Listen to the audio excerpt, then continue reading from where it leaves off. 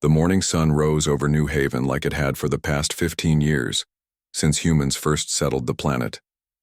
Golden wheat fields stretched toward distant mountains, while small farms dotted the peaceful landscape. It looked like any quiet, farming world on the outer rim of human space. Jake Morrison wiped sweat from his forehead as he worked on his combine harvester. The big machine had been giving him trouble all week. He pulled out a wrench and tightened a loose bolt on the engine housing. His weathered hands moved with the easy confidence of someone who had spent years fixing farm equipment. Down the dirt road, Linda Hayes hung wet clothes on the line behind her small house. She hummed an old Earth song while she worked. Her neighbor's dog barked at something in the distance. She looked up and saw dust rising from the main road leading into town. The dust cloud grew bigger. Soon, Linda could see vehicles approaching. But these were not the usual farm trucks or supply transports that visited New Haven. These were sleek military craft with strange markings she had never seen before. In the center of town, Paul Carter was opening his general store for the day. He unlocked the front door and flipped the sign from closed to open. Through his window, he watched the strange vehicles roll down Main Street. They moved in perfect formation like a military convoy. Paul counted 12 vehicles in total. Vehicles stopped in the town square. Doors opened and soldiers stepped out. But these soldiers were not human. They stood nearly 8 feet tall with gray skin and 4 arms. Their eyes were large and black. They wore dark uniforms and carried weapons that hummed with energy. Susan Walsh looked up from under the hood of a pickup truck she was fixing. Her auto repair shop sat on the edge of town where she could see everything that happened on the main road. She watched the alien soldiers spread out through the streets. Some went into buildings, while others set up what looked like communication equipment. Kevin Brown was preparing lessons for his students when he heard the commotion outside. He walked to the window of his small schoolhouse and saw children running toward their homes. Their parents called for them from doorways and front yards. Kevin had never seen the townspeople look so worried. One of the alien soldiers approached, Jake Morrison's farm. The creature walked across the wheat field without any concern for the growing crops. Jake kept working on his harvester, but watched the alien from the corner of his eye. When the soldier got close, Jake finally looked up. "Morning," Jake said in the same tone he used to greet neighbors. He did not seem surprised or afraid to see an 8-foot-tall alien standing in his field. The soldier spoke in a voice that sounded like grinding metal. "You are human, Jake Morrison, owner of this agricultural facility." "That's right," Jake replied. He set down his wrench and wiped his hands on his work clothes. "Something I can help you with? This world now belongs to the Galactic Dominion. You will continue your farming operations under our supervision." Jake nodded slowly. "I see. Well, I suppose I don't have much choice in the matter." He picked up his wrench again. "Mind if I finish fixing this harvester? Got crops that need bringing in soon." The alien soldier seemed confused by Jake's calm reaction. It had conquered 17 worlds and usually faced screaming, running civilians or armed resistance. This human acted like an alien invasion was no more unusual than a visit from the tax collector. Similar scenes played out across New Haven. When aliens entered Linda Hayes' house, she offered them coffee and asked if they were hungry. When soldiers searched Paul Carter's store, he helped them find what they were looking for and explained how his inventory system worked. Susan Walsh actually seemed interested in the aliens' vehicles and asked technical questions about how their engines functioned. By afternoon, the leader of the invasion force had arrived. Admiral Zexathara commanded the Dominion fleet from his massive flagship in orbit above New Haven. He transported down to the planet to personally oversee this latest conquest. The Admiral was surprised by what he found. Usually, conquered worlds required months of military occupation to maintain order. Citizens would hide, form resistance groups, or cause trouble in dozens of ways. But these humans seemed almost relieved to have someone else in charge. Colony Administrator Helen Rodriguez met with Admiral Zexathara in the town hall.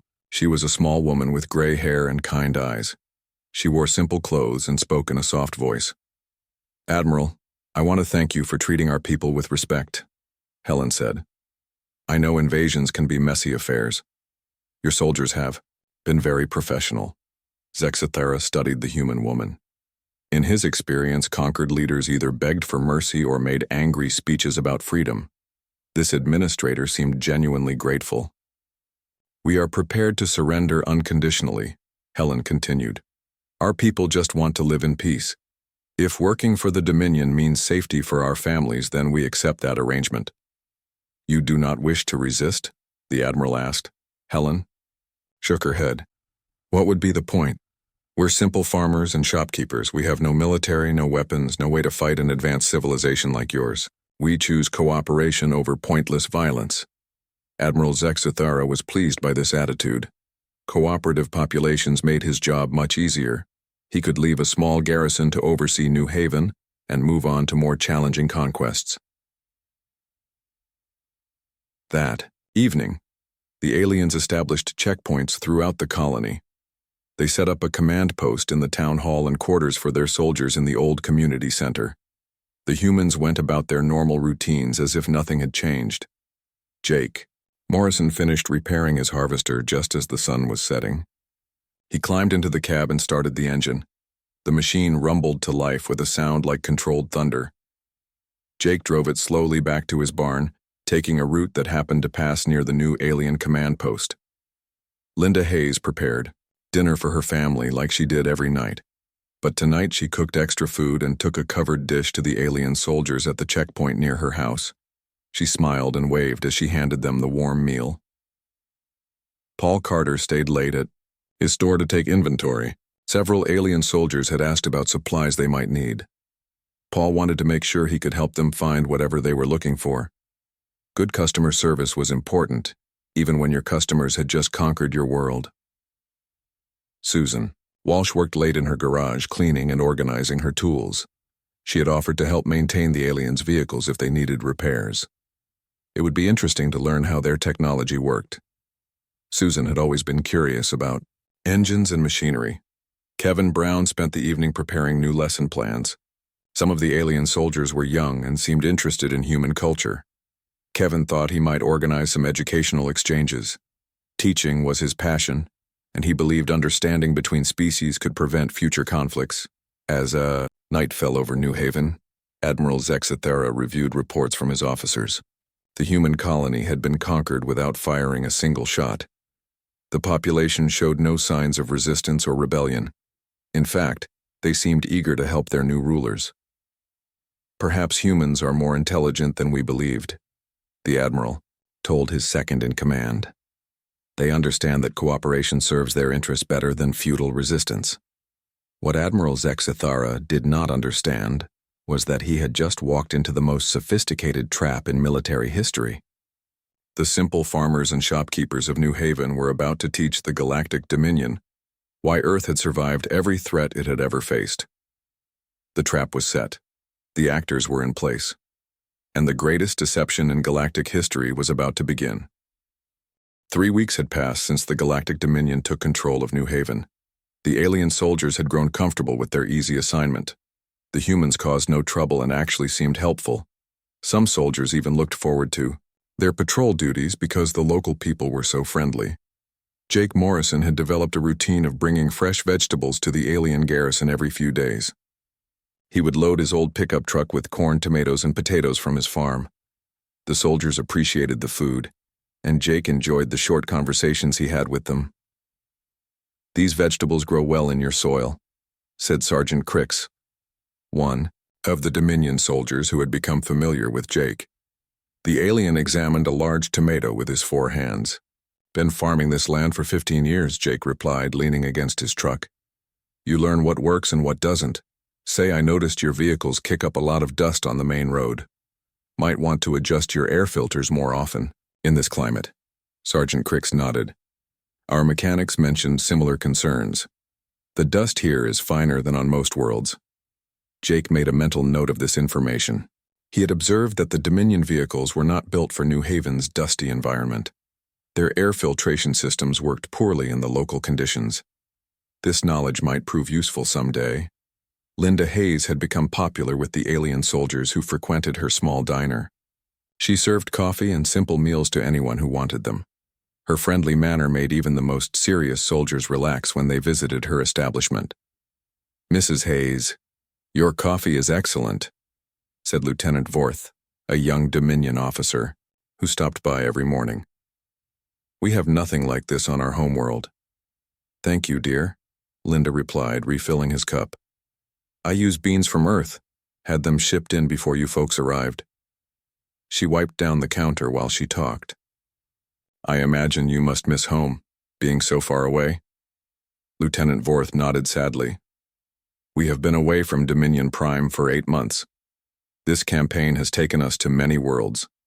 Linda made sympathetic sounds while she worked. 8 months is a long time. "How many worlds have you visited?"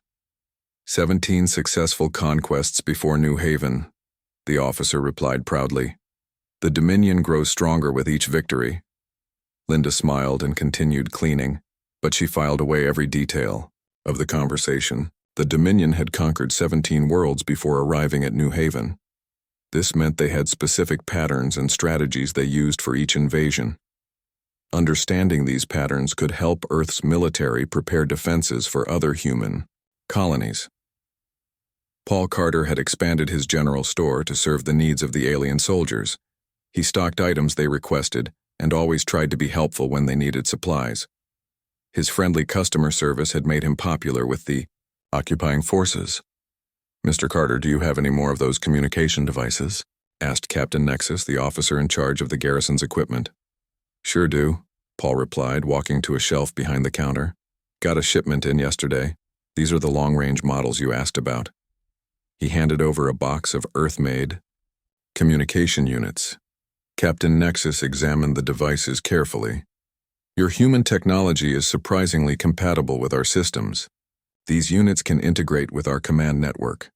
Paul nodded with interest. "That's good to hear. Always like to provide quality products." He leaned on the counter casually. "How many soldiers are you expecting to need these for?" "We have rotation schedules that require 48 portable units," the captain replied, "plus backup units for our main command post." Paul made a note on his order pad. 48 units plus backups.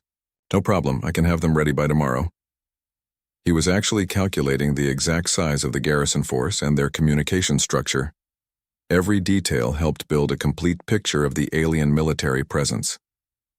Susan Walsh had volunteered to service Dominion vehicles at her auto repair shop.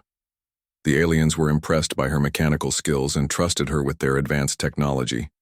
She had quickly become the unofficial mechanic for the entire garrison. "This transport has been making unusual sounds," explained Corporal Zek, driving a Dominion armored vehicle into Susan's garage. "Our regular mechanic cannot identify the problem." Susan popped the hood and examined the engine with expert eyes. "I see the issue. Your cooling system has a small leak. Nothing serious, but it'll get worse if you don't fix it." She pointed to a wet spot near the engine's base. "Can you repair it?" the corporal asked. "Absolutely. Just need to replace a gasket and add some coolant. Take about an hour." Susan began gathering her tools. While she worked, she memorized every detail of the vehicle's construction. She noted the armor thickness, weapon systems, and engine specifications. Each repair job gave her more information about Dominion military technology. Kevin Brown had started organizing cultural exchange meetings at the schoolhouse. Several young Dominion soldiers attended these sessions, eager to learn about human customs and traditions. Kevin enjoyed teaching, and the aliens seemed genuinely interested in his lessons. "Mr. Brown, why do humans have so many different languages?" asked Private Yex, one of the younger soldiers who regularly attended the meetings. "Earth has many different cultures," Kevin explained, writing on the blackboard. "Each region developed its own way of speaking over thousands of years. The Dominion probably has similar diversity across different worlds." Private Yex nodded enthusiastically. "Yes, we have conquered worlds with dozens of different languages. It makes communication difficult during military operations." Kevin continued the lesson while filing away this information. The Dominion had trouble with communication across different conquered worlds. This suggested their military coordination might have weak points that could be exploited. After the cultural exchange meeting ended, Kevin walked home through the quiet streets of New Haven. He passed the alien checkpoints and waved friendly greetings to the soldiers on duty. They had grown accustomed to seeing him and barely paid attention as he walked by. What the soldiers did not notice was that Kevin had memorized their patrol schedules down to the minute. He knew which guards worked which shifts, when they took breaks, and how they rotated between different positions. This information was carefully stored away with everything else he had learned. Helen Rodriguez continued to meet regularly with Admiral Zexathara to discuss colony administration. She maintained her role as the cooperative local leader who wanted to make the occupation run smoothly. "Admiral, I've been thinking about ways we can increase our agricultural production," Helen said during their weekly meeting. "Several of our farmers have ideas for improving crop yields." Admiral Zexathara was pleased by her initiative. Increased production would benefit the Dominion war effort. "What do your farmers propose?" "Jake Morrison has been experimenting with new irrigation techniques. Susan Walsh thinks she can modify our harvesting equipment for better efficiency. We also have an engineer named Tony Davis who specializes in mining operations." The Admiral made notes on his electronic pad. "These humans seem eager to contribute to our cause. I will authorize them to work directly with our technical staff." Helen nodded respectfully. "They're practical people, Admiral. They understand that cooperation benefits everyone." What she did not mention was that every person she had recommended was actually a highly trained military specialist, operating under deep cover. That evening, the residents of New Haven went about their normal routines. But as darkness fell, subtle activities began throughout the colony. Jake Morrison's late-night drives to check his crops took him past every Dominion installation. Linda Hayes's evening walks to visit neighbors gave her opportunities to observe guard rotations. Paul Carter's inventory work required him to stay late at his store, where he could monitor alien communications equipment. Susan Walsh worked in her garage until well past midnight, claiming she needed to finish important repairs. In reality, she was installing microscopic tracking devices in every Dominion vehicle she serviced. The devices were so small and sophisticated that alien sensors could not detect them. Kevin Brown spent his evenings grading papers and preparing lessons, but he also used this time to compile detailed reports about everything the colonists had learned. His teaching background made him excellent at organizing and analyzing information. The information gathered by New Haven's residents was transmitted to Earth through hidden quantum communication arrays built into farm equipment and mining machinery. To the aliens, these looked like normal agricultural and industrial tools. In reality, they were some of the most advanced communication systems ever built by human technology. Admiral Zexathara slept peacefully in his quarters, confident that New Haven was securely under Dominion control. His soldiers had reported no problems, and the human population seemed grateful for the order and protection the aliens provided.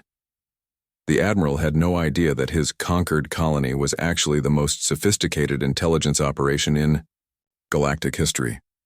Every secret, every weakness, every tactical detail of the Dominion military was being carefully catalogued and sent to Earth's High Command. The trap was working perfectly, and the aliens suspected nothing. 6 weeks after the invasion, Administrator Helen Rodriguez requested a private meeting with Admiral Zexathara. She had prepared a detailed report about New Haven's resources and how they could better serve the Dominion's needs. The Admiral was pleased by her continued cooperation and agreed to meet in his temporary office at the town hall. "Admiral, I've been reviewing our colony's capabilities," Helen began, spreading papers across the desk. "I believe we're not using our people's skills to their full potential for the Dominion." Admiral Zexathara leaned forward with interest. Most conquered populations required constant supervision and offered little value beyond basic labor. Helen's proactive approach was refreshing. "Several of our residents have technical expertise that could benefit your operations," Helen continued. "For example, Susan Walsh has remarkable mechanical skills. She's been maintaining your vehicles better than your own technicians." The Admiral nodded. Susan Walsh had indeed impressed his mechanics with her ability to repair complex Dominion equipment. "What do you propose?" "I'd like to recommend some of our people for expanded roles. Susan could oversee all vehicle maintenance. We also have Tony Davis, an engineer who designed most of our mining equipment, and Mary Johnson has extensive experience with communication systems. Admiral Zexathara was intrigued. The Dominion was always short on skilled technicians, especially during military campaigns. Using local talent would free up his soldiers for more important duties. These individuals would work directly with our equipment and systems, the Admiral said. Can they be trusted with sensitive technology? Helen smiled warmly. Admiral, these people have lived here for 15 years. They've built homes, raised families, and created a community. They're not going anywhere. Their loyalty is to their family's safety and their community's welfare. Working with you ensures both. This reasoning made perfect sense to Admiral Zexathara. People with deep roots in a community were unlikely to risk everything for pointless resistance. Very well, I will authorize these appointments. What the Admiral could not know was that Helen Rodriguez was actually Colonel Helen Rodriguez, former Director of Earth's Deep Cover Operations Program. The people she recommended were not simple colonists, but master specialists from Earth's most elite military units. Susan Walsh received authorization to work on all Dominion vehicles and machinery. She moved her operations to a larger facility near the alien command post, where she could service everything from personal transports to heavy military equipment. The aliens were impressed by her efficiency and attention to detail. This transport runs much smoother now, commented Captain Nexus as he picked up his repaired vehicle. What did you do differently?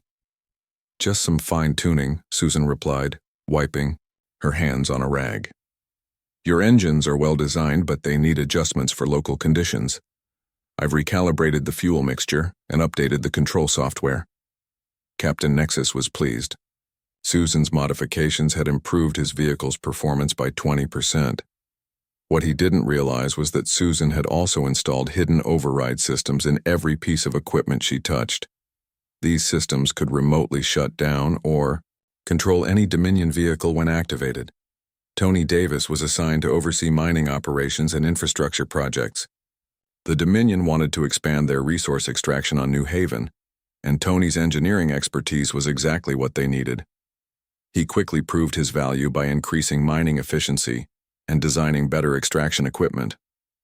Mr. Davis, your modifications to our drilling systems are excellent, said Commander Vex, the officer in charge of mining operations. Production has increased by 30% since you took over. Thank you, Commander, Tony replied, reviewing blueprints at his temporary desk. I've been studying your equipment and I think we can do even better. With a few more adjustments, we could double current output. Commander Vex was delighted. Higher production would earn him recognition from his superiors. What he didn't understand was that Tony Davis was actually Major Tony Davis, Earth's leading expert in demolitions and infrastructure warfare. Every modification Tony made included hidden weaknesses that could bring down the entire mining operation with a single command signal. Mary Johnson was given access to the Dominion's communication systems. Her job was to improve network efficiency and help coordinate between different outposts. The aliens had been impressed by her technical knowledge and problem-solving abilities. Miss Johnson, can you explain why our long-range communications keep experiencing interference? Asked Lieutenant Colonel Thax, the communications chief. Mary examined the system displays carefully. I see the problem. Your transmission frequencies are conflicting with natural electromagnetic fields on this planet. We need to adjust your relay stations and modify your broadcast patterns. Lieutenant Colonel Thax watched as Mary made rapid adjustments to the communication array. Within minutes, the signal clarity improved dramatically. Outstanding work. I want you to optimize our entire network. Mary nodded professionally. I'll need access to all communication stations and relay points to make the improvements you want. What she didn't mention was that Mary Johnson was actually Captain Mary Johnson, one of Earth's top electronic warfare specialists. Every optimization she made created hidden backdoors that would allow Earth forces to monitor or completely disable Dominion communications. Jake Morrison continued his farming operations while subtly expanding his activities. His regular crop surveys took him across the entire colony, giving him opportunities to observe every Dominion installation. The aliens had grown so accustomed to seeing him that they barely noticed his presence. "Morning, Jake," called Sergeant Cricks as Jake drove his harvester past a new observation post. How are the crops coming along? Real good this season, Jake replied, stopping his machine to chat. This new field should yield about 40% more grain than last year. Mind if I ask what you folks are building over there? Sergeant Cricks looked at the construction site. Advanced sensor array. It will monitor space traffic throughout this sector. Admiral Zexthara wants early warning if any human military forces approach. Jake nodded with interest. Makes sense. Can't be too careful these days. He filed away this information while maintaining his friendly farmer persona. The sensor array's location and capabilities would be valuable intelligence for Earth's fleet. Commanders Linda Hayes had become like a mother figure to many of the younger Dominion soldiers. They often visited her diner to talk about home and share their concerns. Linda was an excellent listener, and the aliens found her comforting presence helpful for dealing with homesickness. Mrs. Hayes, I received a message from my family today, said Private Yex, the young soldier who regularly attended Kevin's cultural meetings. My sister is getting married next month, but I cannot attend the ceremony. Linda poured him fresh coffee and sat down across from him. That must be difficult, dear. How long has it been since you've seen your family? 14 months, Private Yex replied sadly. This campaign has lasted much longer than we expected. We were told it would take 6 months to secure this sector of human space. Linda patted his hand sympathetically.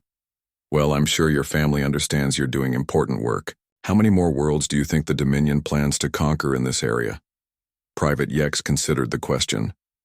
The strategic planners have identified 12 more human colonies as priority targets. After we secure this sector, we'll move on to the core worlds. Linda made encouraging sounds while mentally cataloging this critical intelligence. 12 human colonies were marked for conquest, followed by attacks on Earth's core worlds. This information needed to reach Earth's High Command immediately. Kevin Brown expanded his cultural exchange programs to include military history discussions. Several Dominion officers attended these sessions, eager to share stories of their victories and learn about human military traditions. Kevin's genuine interest in their experiences made them feel comfortable discussing sensitive topics. The conquest of the Rigel system was our most challenging campaign, explained Captain Dorth during one evening session. The defenders had early warning and were able to organize resistance. It took 3 months to complete the occupation. Kevin took notes as if preparing a historical record. What made that campaign more difficult than others? Coordinated defense, networks, and advanced intelligence, Captain Dorth replied. When defenders know we're coming and can communicate effectively, they cause significant problems for our forces. Kevin nodded thoughtfully. Communication and coordination seem to be key factors in military success. He filed away this admission that the Dominion struggled against organized, well-informed opponents. As the weeks passed, the residents of New Haven had gathered an enormous amount of intelligence about Dominion military capabilities, strategies, and weaknesses. The aliens had become so comfortable with their helpful human assistance that they discussed sensitive matters openly. Admiral Zexthara was extremely pleased with how the occupation was proceeding. His human administrators were more competent than most of his own staff. The colony was producing resources efficiently, and there had been no security incidents whatsoever. 4 months after the invasion of New Haven, Admiral Zexthara received new orders from Dominion High Command. The message arrived on his personal communication device during his morning briefing. As he read the contents, his expression changed from neutral to pleased. Excellent news, the Admiral announced to his staff. High Command has been so impressed with our success on New Haven that they want us to use this world as the main staging area for the next phase of expansion. Commander Vex looked up from his reports. What does that involve, Admiral? We will receive massive reinforcements over the next 2 weeks. 3 full battle fleets, support vessels, and ground forces totaling over 50,000 troops. New Haven will become the central hub for conquering 12 additional human colonies. The Admiral's staff officers exchanged pleased looks. A major staging operation would bring recognition and advancement opportunities for everyone involved. Admiral Zexthara was particularly satisfied because his successful occupation of New Haven had earned him this important assignment. Begin preparations immediately, the Admiral ordered. We'll need expanded facilities for housing troops, maintaining equipment, and coordinating operations. I want our human assistants involved in every aspect of the preparation. What, Admiral? Zexathara didn't realize was that he had just announced the most critical intelligence Earth's forces could possibly receive. The entire Dominion fleet was about to gather in one location, where they would be completely vulnerable to the trap that had been carefully prepared over the past 4 months. Susan Walsh received orders to expand her maintenance operations to handle thousands of additional vehicles and spacecraft. The aliens trusted her completely and gave her access to their most advanced military equipment. They even provided blueprints and technical manuals so she could prepare for the different types of machinery that would arrive. Miss Walsh, this is classified technical documentation for our newest battlecruisers, explained Chief Engineer Zorth as he handed over a data pad. You'll need to understand these systems to maintain our expanded fleet. Susan studied the information with apparent professional interest. These are impressive designs. I can see why the Dominion has been so successful in their campaigns. She made notes as she reviewed the technical specifications. Chief Engineer Zorth was pleased by her enthusiasm. Your mechanical expertise has been invaluable. Admiral Zexathara specifically requested that you oversee all maintenance operations for the staging area. What Chief Engineer Zorth didn't know was that Susan Walsh was actually Chief Warrant Officer Susan Walsh, one of Earth's most skilled sabotage specialists. Every technical manual she studied revealed new ways to disable Dominion equipment. Every system she accessed received hidden override codes that could be activated when the time was right. Tony Davis was assigned to build massive underground storage facilities for weapons, fuel, and supplies. The project required him to map every inch of New Haven's underground structure and install sophisticated supply distribution systems. Mr. Davis, we need storage capacity for 10 million units of ammunition and fuel for 50,000 vehicles, explained Supply Commander Kelt. Can your engineering team handle a project of this scale? Absolutely, Tony replied, reviewing the construction plans. We'll need to dig deep to accommodate that much material, but the rock formations here are perfect for large underground facilities. Supply Commander Kelt was impressed by Tony's confidence. The Admiral was right to put you in charge of this project. Our regular engineers estimated it would take 6 months. You think you can complete it in 6 weeks? Tony nodded. With the right equipment and enough workers, we can meet that deadline. What he didn't mention was that every underground facility he built included carefully placed structural weaknesses. When activated, these weaknesses would cause the entire storage complex to collapse, destroying all the supplies inside. Mary Johnson was given control of all communication systems for the expanded operation. This included not only New Haven's local network, but also the primary communication hub that would coordinate the entire 12-world conquest campaign. Miss Johnson, you'll be managing communications for the largest military operation in Dominion history, said Communications Director Vax. This network will coordinate attacks across an entire sector of space.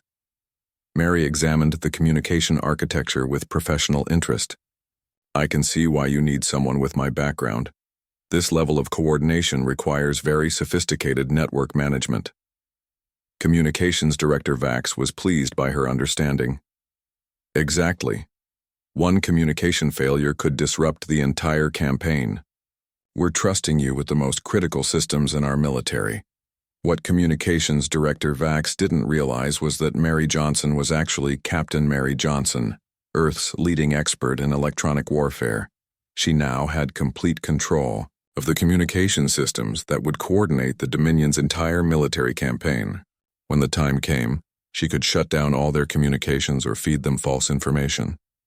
Jake Morrison continued his farming operations while secretly mapping every new installation being built across New Haven.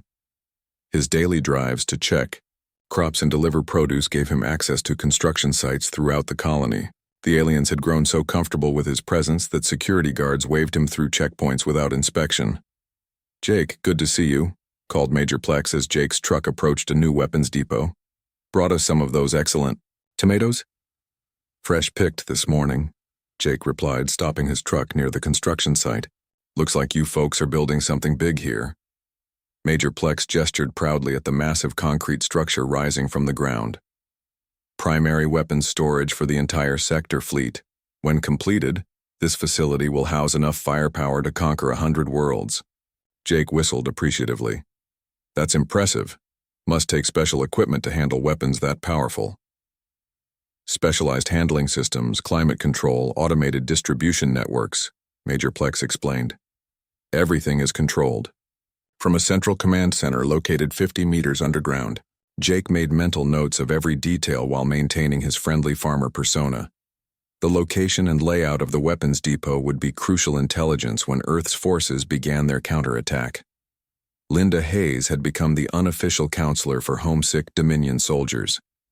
Her diner was always busy with aliens who wanted to talk about their families and share their concerns.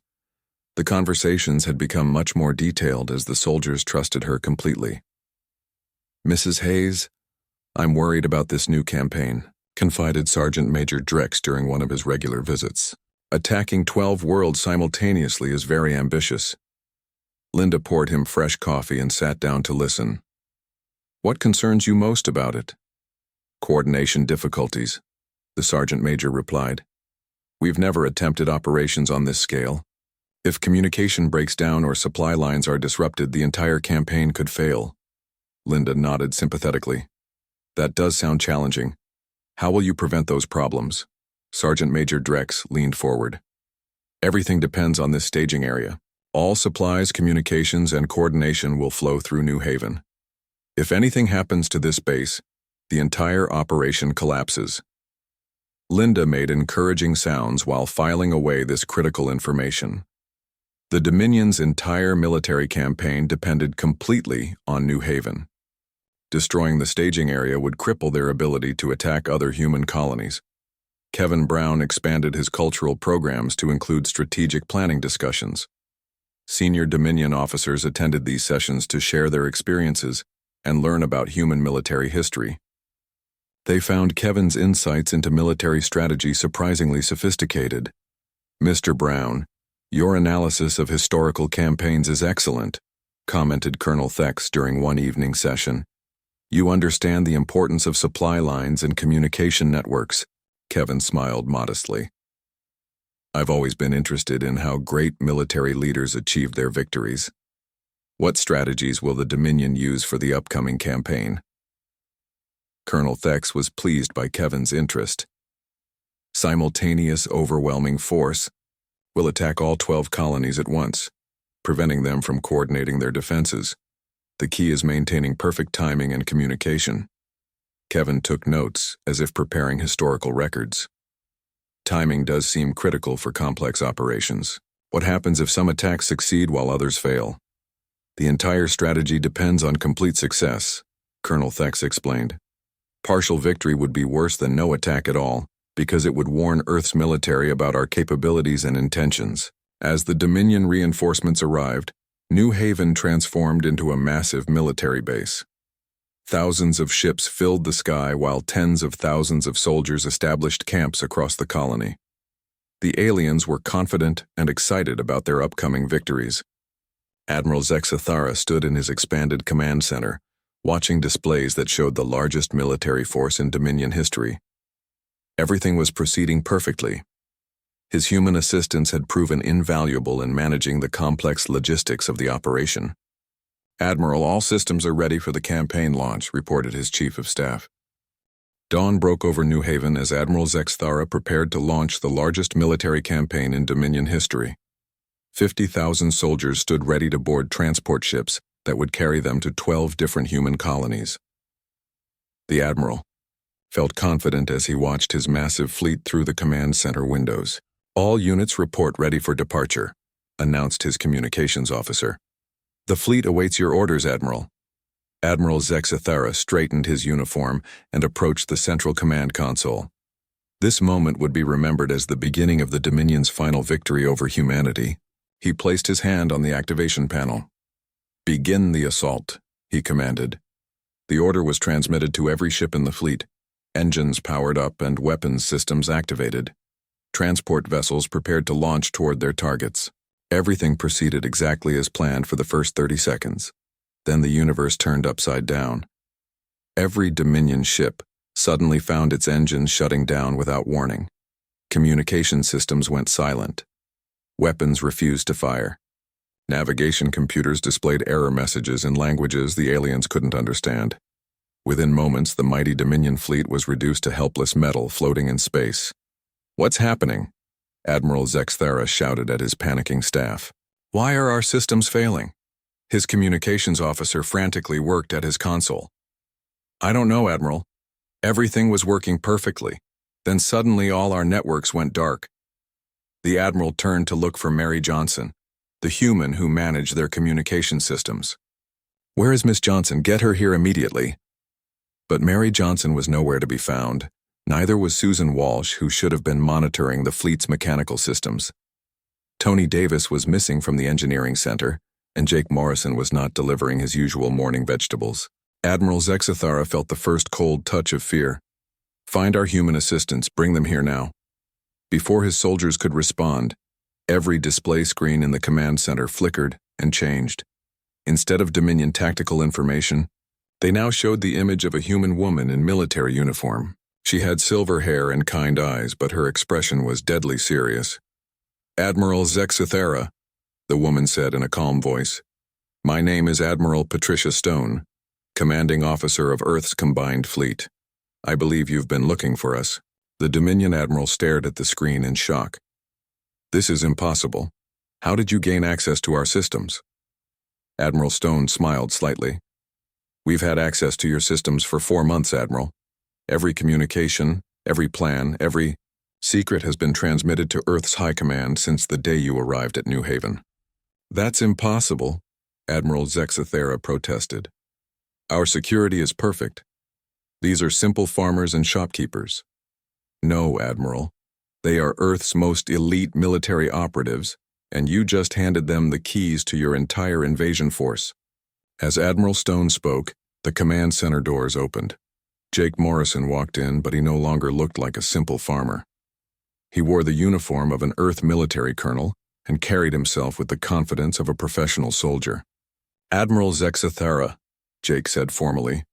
"I am Colonel Jake Morrison, formerly of Earth's 1st Reconnaissance Division. I've been waiting 4 months for this conversation." The Dominion Admiral looked around frantically as more humans entered the command center. Linda Hayes wore the uniform of a major in Earth's Psychological Operations Corps. Susan Walsh displayed the insignia of a chief warrant officer in Earth's Engineering Division. Tony Davis showed the rank of major in Earth's Demolitions Corps. "This is impossible," Admiral Zexithera whispered. "You're civilians. You've lived here for 15 years. "Yes, we have," replied Helen Rodriguez, as she entered wearing the uniform of a full colonel. "We've raised families, built homes, and created genuine communities. But we never forgot our real mission." Admiral Stone's voice continued from the speakers. "Earth learned long ago that the greatest weapon is the enemy you never see coming. Our most dangerous soldiers don't wear obvious uniforms or carry obvious weapons. They live quiet lives and serve their communities. But when Earth is threatened, they become something no conventional military can defeat." Kevin Brown adjusted his major's uniform as he approached Admiral Zexthara.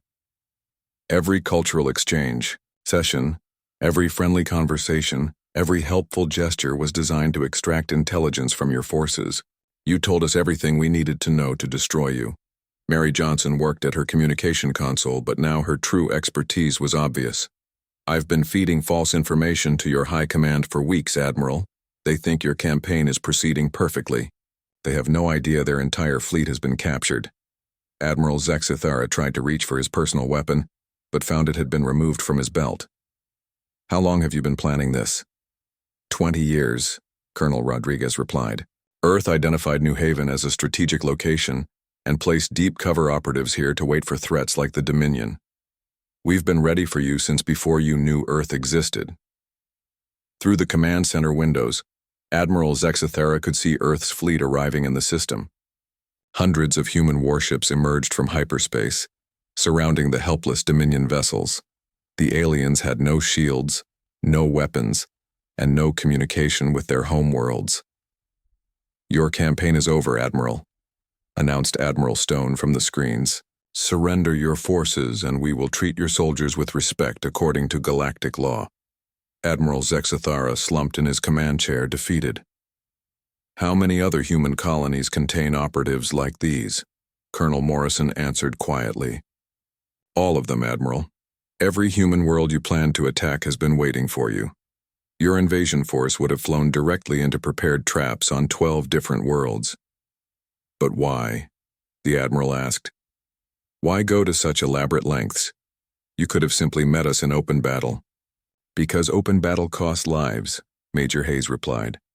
Our way, your soldiers are alive, our people are safe, and the war ends without unnecessary killing. Admiral Stone's image on the screen showed Earth's fleet taking control of the Dominion vessels. Human Marines were boarding the alien ships to secure them. There was no fighting because the Dominion soldiers had no way to resist.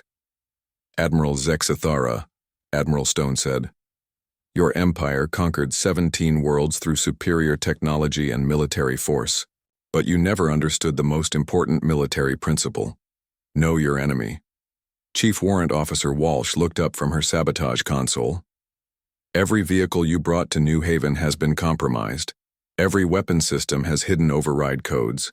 Every communication device has been monitored. We know your entire military structure better than you do.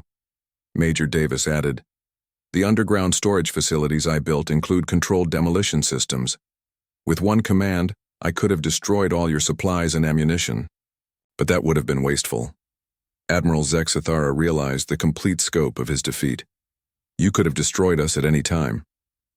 Yes, Colonel Rodriguez confirmed, but Earth doesn't believe in unnecessary destruction. We prefer to capture our enemies intact and give them the chance to choose peace. The Dominion Admiral looked around at the humans who had deceived him so completely. What happens to my soldiers? They will be treated well and eventually return to their families, Admiral Stone replied. The Dominion Empire, however, is finished. We have complete intelligence on all your military assets, strategic positions, and conquered worlds. Earth's fleet is already liberating the 17 worlds you occupied. Colonel Morrison approached the defeated admiral. Your soldiers spoke, often about missing their families and wanting to go home. Now they can. The war is over. Major Hayes added gently. Many of your people seemed like good individuals caught up in their government's aggression. They don't have to suffer for their leaders' mistakes. Admiral Zexathara looked at Linda Hayes with new understanding. You really did care about my soldiers' welfare. Of course I did, Linda replied. Being undercover doesn't mean we stop being human. Your soldiers were homesick young people far from their families. I genuinely wanted to help them feel better. As Earth's forces completed their capture of the Dominion fleet, the residents of New Haven began removing their military uniforms and returning to their civilian clothes. They had duties to attend to and families to care for. Jake Morrison climbed back into his farmer's coveralls. Well, that's done. Now I need to get back to harvesting those crops. Can't let good food go to waste. Susan Walsh returned to her garage uniform. Got some regular maintenance to catch up on. Mrs. Peterson's truck has been making funny noises. Linda Hayes put on her diner apron. I should start cooking lunch. All this excitement has probably made people hungry. Admiral Zexathara watched in amazement as Earth's most dangerous soldiers transformed back into ordinary citizens. How do you do it? How do you live normal lives while carrying such enormous responsibilities? Helen Rodriguez, now back in her administrator's clothes, smiled warmly. Because the normal lives aren't pretense, Admiral. They're what we're fighting to protect. Our families, our communities, our peaceful way of life. That's what makes us dangerous when threatened. As the day ended, New Haven returned to its quiet agricultural existence.